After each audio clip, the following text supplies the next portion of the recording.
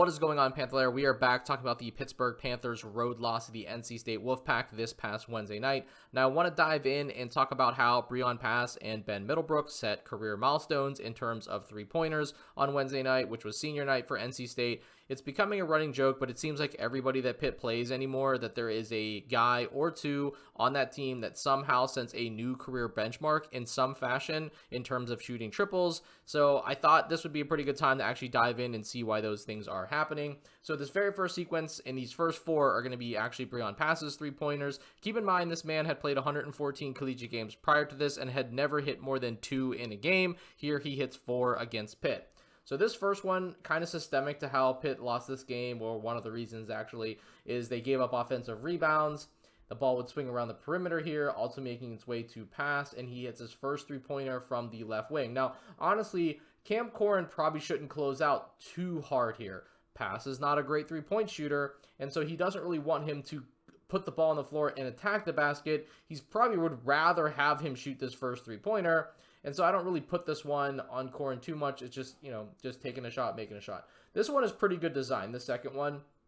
So coming out of this high ball screen, what's going to happen is Ben Middlebrooks is going to just fade into the middle of the paint. He's going to roll into the middle, and that's going to force Amsel Delilich to tag and account for Middlebrooks. So as this starts developing, and then you're going to see that Pass is just going to run kind of like ships passing in the night here into that vacated space. So Delilich is not going to be able to go with Pass when he cuts through here because he's going to be forced to tag Middlebrooks. And of course, Guillermo Diaz-Graham and Jalen Lowe are just playing like their standard ball screen defense.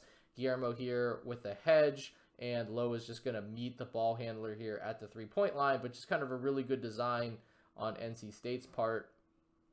And Austin just a little bit slow to react to get a real accurate closeout, or real good closeout there.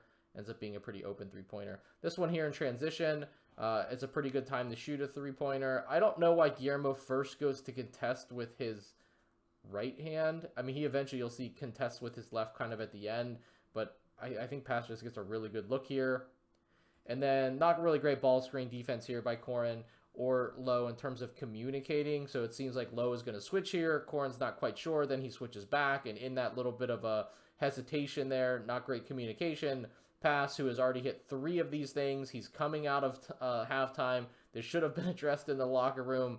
And he just rises up to what I believe to be not a contested three-pointer. Looks contested at the end, but it's a clean look.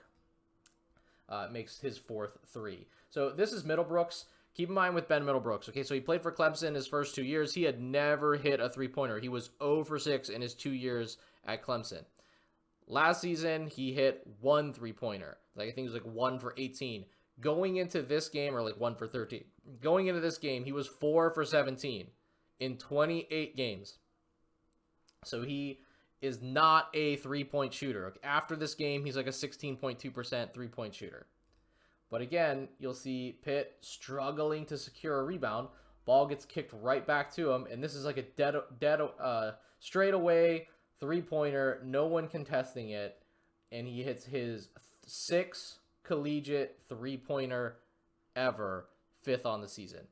So again, a lot of why this isn't really working well for Pitt is you're giving up good looks off offensive rebounds.